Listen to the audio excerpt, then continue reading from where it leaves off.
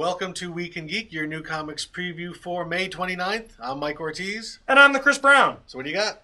Well, we were boasting a possible special guest this week. Yeah. I'm kind of bummed out. We did have Sean Bordeaux in town, an old employer of mine who used to own Gen X in East Lansing. Mm-hmm. He had to leave. He had to get back on his plane. So that was a little bummer. We thought we were going to have him today, and he wasn't able to stay. Yep. But shout out to old Gen X and all the peeps there, Jeremy Kinney and Chris Smits and all those guys.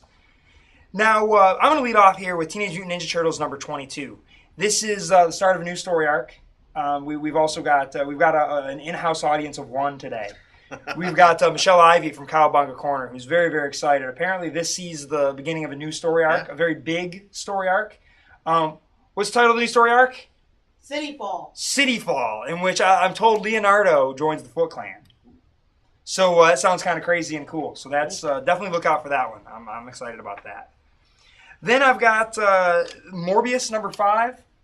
Still reading this book. It's gotten a little crazier. We found out basically that there's someone behind whoever the big thug dude was. He's not exactly what it looked like, and there's some weird stuff going on. It feels like hokey 90s comics, but man, it's really striking the right chord for me in some level.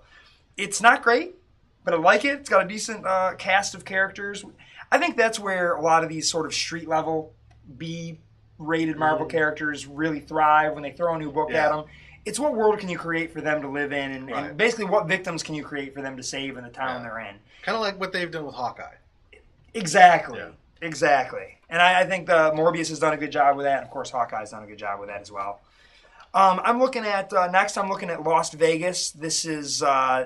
I am a little bit behind on this one. This is kind of aliens and weirdness, and it's written by Jim McCann, the same guy that's doing Mind the Gap. Mm-hmm. So that's the main reason I was interested in this book, because I like Mind the Gap so much, and it looked kind of interesting. And it was a new image book. I think it's the people who did that Return of the Dapper Men graphic novel from a few years back. Right. Well, that brings me to my next book, which is Mind the Gap, number 10. This is a pretty good book. The mystery is starting. We're finding out a little bit more, and we come to find out that our character, Al, has always been able to travel somewhere.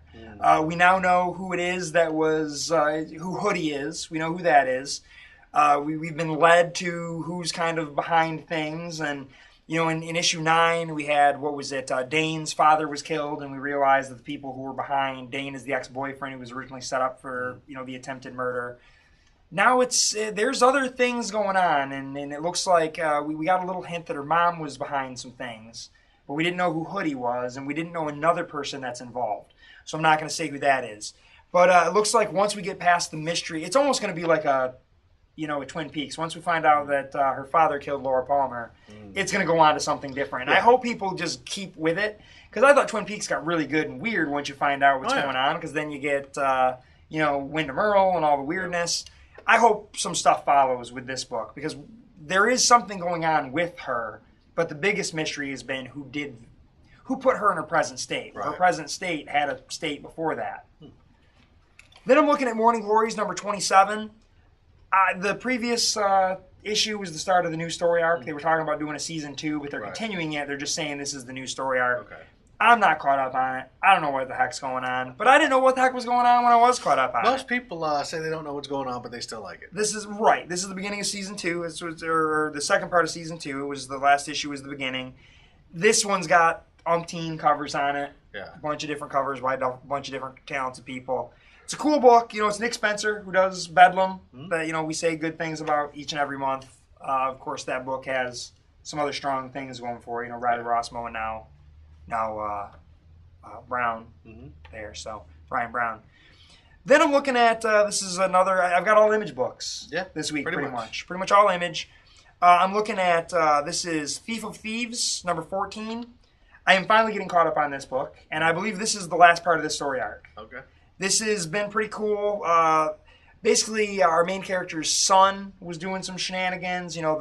He's involved with some mobster people, and then there's also a cop that's trying to catch our main guy, but she figures she has to go after the son. Well, now the main dude is working for the mobsters, but obviously he's our main character. He hasn't. They set him up to be quite the badass, so he's got stuff going on. Clearly, he's going to win. Just got to see how he's going to come out of it and who he sets up and how it all goes down. And this is done by James Asmus. And what was he doing? He was doing something else we were writing. He was doing wasn't he doing Gambit? Yes. Yeah. Which I have fallen off of. Yeah. I knew that was eventually going to happen. Next, I'm looking at Five Weapons. This is the book about the son of the world's greatest assassin, who is not the son of the world's greatest assassin, who's not allowed to use a weapon, and somehow, pulling all kinds of tricks at a school for people with various weapons. 5 of them, to be exact. Thus comes the title, Five Weapons. Clever. It's been good, and it has been clever, and it's been fun. The artwork's been pretty strong.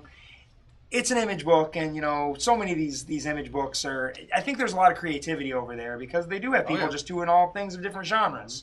They're not, focused on superheroes the way Marvel or DC is. They're kind of letting it all hang out. Then I've got Clone number 7. This is from the Skybound imprint. This is not Kirkman, but he is publishing it. It's written by David Schulner with art by... David Schulner, Aaron Ginsberg, and Wade McIntyre. Well, they got 3 writers. And Juan Jose Rip is the artist. He had done a lot of stuff for Avatar, was doing a lot of stuff. His artwork is really fantastic. This is really, it started getting really strange. The issue 5 and 6, I wasn't really sure what was going on. It was starting to feel a little more action-y, superhero-y, where before it was kind of grounded even in its ridiculousness. But I like the idea of someone trying to kill all the clones so they can be only one. It's kind of like, was it The One with Jet Li? Something like that. That was terrible. Alternate dimension things there. Yeah, but this is all clones. Yeah. But still, I've always kind of liked that premise of, a lot of someone and taking them all out. And that takes me through the bulk of my stack. What are you looking at? I'm going to start off with Adventures of Superman number 1. This is actually an anthology book. Okay. These all were released digitally initially. That DC's done that with their Batman Beyond and Arrow and Smallville. They'll release them digitally and then collect 2 of the digital issues together in one print issue later. This is that. It's an anthology series, so it doesn't tie in to the regular continuity. And that's one of the things that I think has a lot of people excited about it. People who are disappointed at the New 52 Superman, this is not him. Right. So you get your red underwear back. Yes. If you've been craving it for 2 years. I don't know if I'm craving red underwear, but I'm longing for it. I don't know if that's better. Yeah, I don't know if either of those is really all that great. But yeah, this is Superman, not specifically the pre-Flashpoint Superman, but it's kind of a continuity-free Superman. A lot of creative talents on that. A lot of good talents. They pulled Orson Scott Card, though, right? He's gone. He's not doing it I don't think they've pulled him so much as they're just pretending that they never said anything about it. Which, hey, whatever. Hands behind their back, whistling in the air, nothing. Yeah, they're just talking about the people who have actually submitted and finished. Riley Rossmo's coming up on an issue. Riley Rossmo, there's a lot of great people. His stuff, his is a Bizarro story that looks really pretty too. So if you, we lost Superman Family, which a lot of people thought was the best Superman book out there. So maybe this will be the new best Superman book out there, as opposed to the actual Superman books. And plus, Man of Steel coming up soon. I'm all Superman'd out. Yes. Next up, Earth 2 Annual number 1. We go from a new Superman to a new Batman. There is a new Batman on Earth 2. Cool. Obviously, the original Earth 2 Batman was killed in the fight with Apocalypse, along with the original Earth 2 Wonder Woman and Superman. Now there's someone new running around as Batman in this Earth 2 universe. And I don't know if this is this is introducing him. I know there's a mystery about it. I don't know if it's going to get wrapped up here, or hopefully something they'll actually just play with for a while. But yeah, so they're getting a new Batman. He's a bit darker. It's going to be a different take on Batman, which is kind of neat. But they can't let that mystery hang too long, because didn't James Robinson just announce he's leaving DC? He is, but maybe someone else will wrap it up. Okay, all right. So yeah, I don't know what, but Earth 2's been a solid book. We'll see what happens after he's gone. But when someone else ends up picking the book up, Batman ends up being Ned Leeds. Yeah, that would be awesome. I hope that's it. Next up, we've got Fury Max number 12. This is continuing Warren Ellis's dissection of American foreign policy in the last half of the 20th century. Not Warren Ellis, Garth Ennis. Garth Ennis. Seems like it should be a terrible idea for a comic book, but when you throw Nick Fury in, it actually is a lot of fun. I'm a little bit behind. Last time I was kind of reading it, they were in the 80s in Nicaragua. I don't know where they are right now, but this has really been a great book. Like I've said many times, it's much more of a war book, an espionage book, a spy book, and a political thriller, as we really kind of see all of the horrible things that the United States has done around the world. In this universe, Nick Fury's at the heart of all of it, because as Iron Man said, he's a super spy. Even his secrets have secrets. That's true. Next up, we've got New Avengers. This is Jonathan Hickman. That's really all I need to say. We sing the praises of this book repeatedly. This is Great again book. The Illuminati, or Jonathan Hickman's version of the Illuminati. They're dealing with the Infinity Gauntlet, with an incursion into our universe of another universe that threatens to destroy us. And to what lengths will they go to protect our universe? They've already mind wiped Captain America. So yeah, this is some really interesting dark stuff.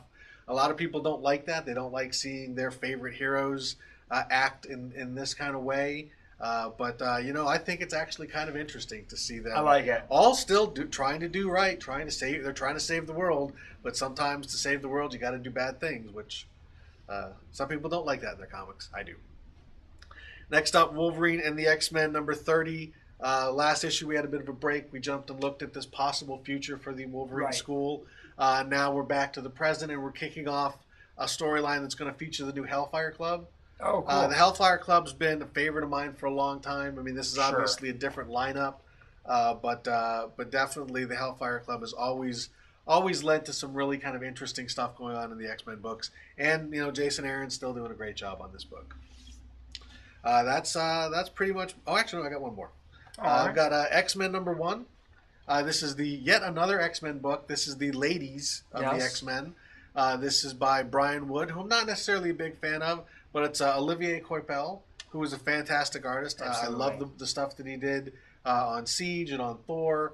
If it wasn't for him, I probably would have at least kind of sat back and seen what the reaction to this book was, because I certainly have plenty of X-Men books now, more than I think I've ever had in my life. Brian Wood's okay. I like what he's doing on the Star Wars book. Oh, he's done some great stuff. I've actually liked a lot of his indie stuff that he's done. I've never actually read any of his mainstream work. Okay. So I don't know how well he fits with the X-Men. Who knows? But it's got great artwork. And honestly, I've given all the other X-Men titles a shot. Why not give this one a shot? Storm with a Mohawk. Storm with a Mohawk is pretty awesome. It's got the and Olivia Coipel really draws some nice ladies. And this is an all-female X-Men team. And we'll see. Is it going to be... Are there other ladies? Once you look past Storm with a Mohawk, who cares? You got Rogue. She got that little white thing in her hair. Whatever. It's all about Storm with a Mohawk. Southern accent. I always got a thing for that. Put a Mohawk on her. Maybe I'll be interested. But yeah, so I'm going to give that one a shot. We'll see. Will it live up to Uncanny or All New X-Men or Wolverine and the X-Men? Who knows? But hey, it's one more X-Men book. What the hell? Worth giving a number 1 a shot. Oh, certainly. So what's your top? Well, that brings me to my top pick here, which is Chew number 34 by Image Comics. They've said, we had hit our halfway point. It's supposed to go to issue 60.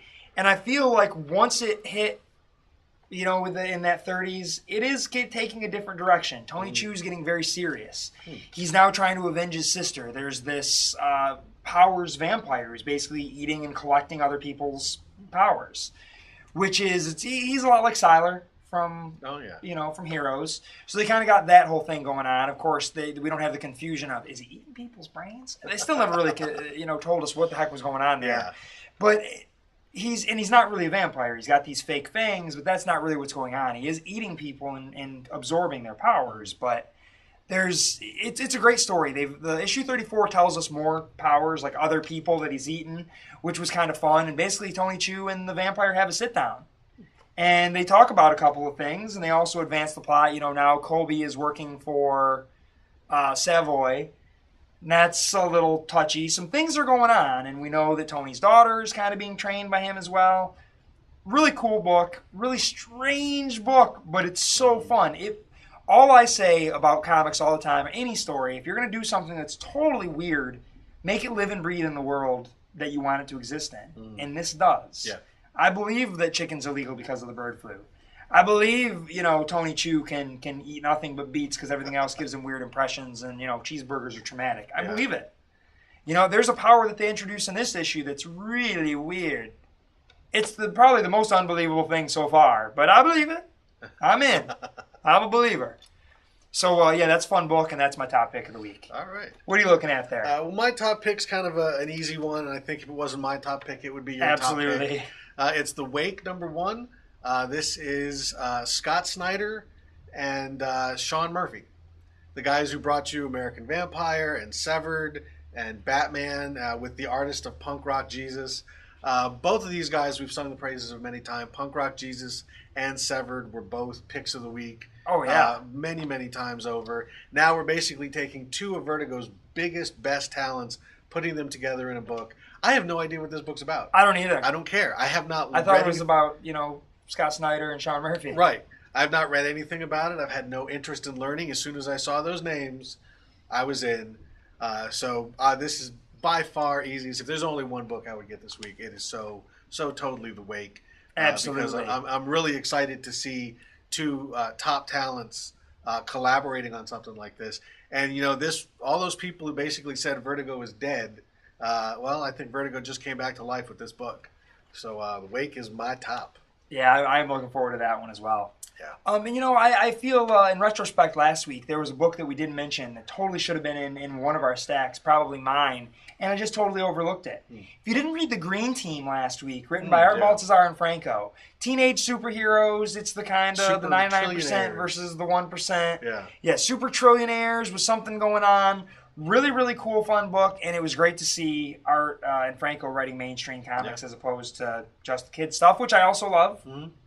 But go back a week and pick that one up. Hopefully this opens the doors for some more big mainstream work for them, too. Yeah, that would be great. It'd be great, if they could, move Scott Lobdell off of Superman and get Art in there. That'd be nice. But that is your Week in Geek.